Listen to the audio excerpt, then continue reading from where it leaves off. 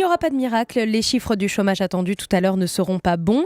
Manuel Valls lui-même l'a reconnu hier sur Europe 1. Alors faut-il faire une croix définitive sur le plein emploi? C'est la question qui fâche ce matin sur Europe 1. Question que nous allons poser à Gilles Babinet. Bonjour. Bonjour. Merci d'être en direct avec nous ce matin. Vous êtes entrepreneur, vous avez créé plusieurs sociétés spécialisées dans le numérique et vous avez une vision assez déroutante du problème du chômage. Pour vous, on doit déjà réfléchir à un monde sans travail. On va en reparler dans le détail dans un instant. Mais d'abord, ces chiffres du chômage qui sont attendus aujourd'hui, ils ne vous intéressent pas, ces chiffres-là?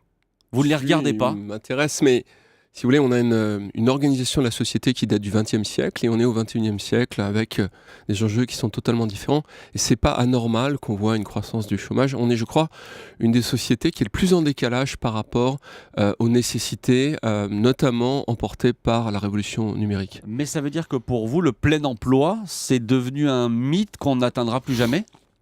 Oui, c'est assez probable. Vous savez, il faut 1,5% de croissance à minima juste pour maintenir l'emploi, simplement parce qu'il y a des gains de productivité et de la croissance démographique. Ça, on oublie toujours de le dire. C'est-à-dire que si vous n'avez pas 1,5% d'emploi et vous créez de l'emploi, ça veut dire qu'il y a une mystification quelque part. Ça veut dire que c'est une course perdue d'avance?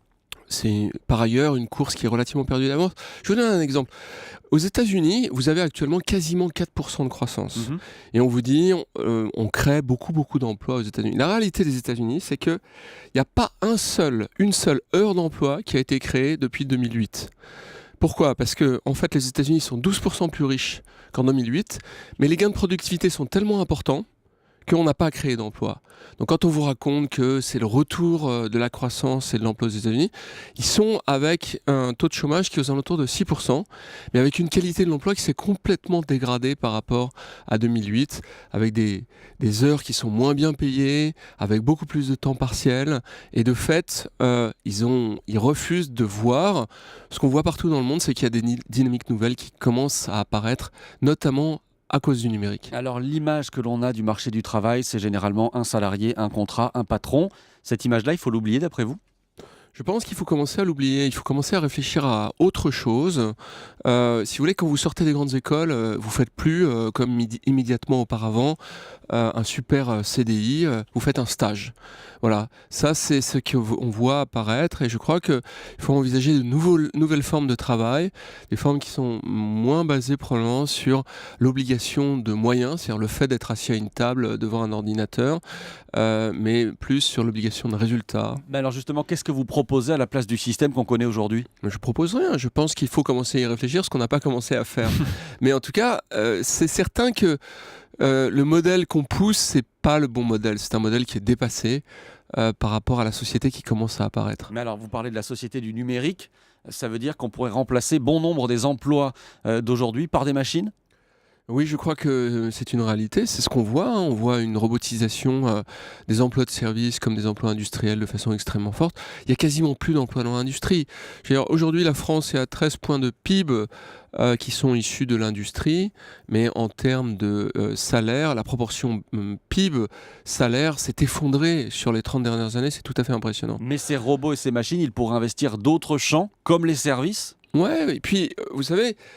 Ce qu'on se dit toujours, le travail salarié, c'est l'alpha et l'oméga. Ça existe depuis 130 ans. C'est extrêmement récent.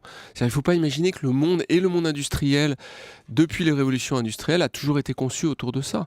Non, ça n'a pas toujours été conçu autour de ça. Et on peut créer des nouvelles dynamiques, mais qu'on n'a pas encore vraiment inventées. Et pourquoi? C'est parce qu'on n'y réfléchit pas. Mais vous y avez réfléchi justement à ces nouvelles dynamiques. J'y réfléchis, mais je n'ai pas forcément toutes les réponses pour autant. Qu'est-ce que vous avez déjà comme réponse aujourd'hui? Je pense qu'il faut envisager des cycles courts, ce qu'on voit apparaître un peu partout.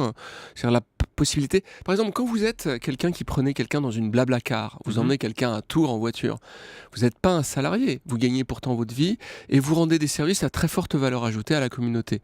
Bon, mais ça, ce sont de nouvelles dynamiques économiques. Et lorsque le Bureau of Statistics des États-Unis livre ces statistiques, il dit ce type de dynamique, ça pose déjà... des niveaux d'activité qui sont probablement équivalents à plusieurs dizaines de fois des points de PIB. Donc c'est tout à fait conséquent, c'est des morceaux énormes de l'activité économique, mais on ne les voit plus dans les statistiques. On n'aurait pas une société à deux vitesses avec ce que vous proposez? Par exemple, d'un côté, ceux qui bossent pour créer ces machines notamment, et de l'autre, des gens qui vivraient effectivement peut-être de petits services ou éventuellement des revenus sociaux que leur donnerait l'État. C'est tout à fait ça. Et puis c'est ma crainte d'ailleurs, c'est d'avoir d'énormes concentrations de capitaux dans certains endroits. On voit les richesses qui se créent dans la Silicon Valley, et puis de l'autre, une paupérisation de la société qui est importante. C'est la société qui s'organise actuellement. Et c'est pour ça qu'il faut y réfléchir, parce que si on laisse ça se faire, ça va pas être très sympa. Ça se passe comment chez vous dans les sociétés que vous avez créées? Moi, ce sont des sociétés classiques. J'ai pas du tout réinventé le modèle. Mes sociétés sont des sociétés capitalistes traditionnelles, mais ça m'empêche pas de réfléchir à autre chose. Une toute dernière question, Gilles Babinet. Est-ce qu'il n'y a pas un côté indécent à dire aujourd'hui qu'il faut réfléchir à un monde sans travail, quand on sait précisément que plus de 3 700 000 personnes sont au chômage en France et cherchent du travail? Moi, je ne suis pas là pour faire la provocation ou l'idéologie. Je dis juste, il faut qu'on arrête de poursuivre un modèle qui ne marche pas. Il faut se poser des questions qui permettent de recréer de la solidarité avec de nouvelles formes de travail. Et on a essayé de se poser des questions et de trouver des réponses, en tout cas avec vous ce matin. Merci beaucoup Gilles Babinet. Merci. Je rappelle que vous êtes chef d'entreprise et que vous avez écrit notamment L'ère numérique, un nouvel âge de l'humanité aux éditions Le Passeur. Merci d'être venu en direct ce matin sur Europe 1.